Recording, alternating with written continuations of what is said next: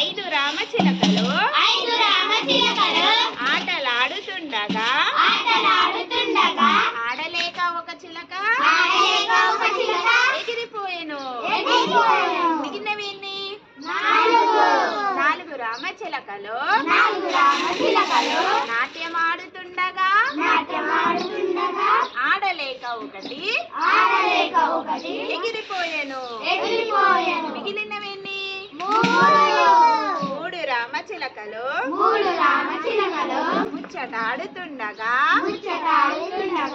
ఆడలేక ఒక చిలక ఎగిరిపోయెను. మిగిలినవి రెండు రామచిలకలు రెక్కలు విప్పుతుండగా విప్పలేక ఒక చిలక వెనకబడెను. మిగిలినవి ఒక్క రామచిలక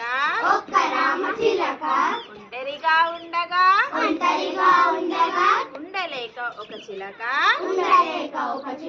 ఎగిరిపోయేను. మిగిలినవి వెరీ గుడ్. నచ్చిందా రాయ్?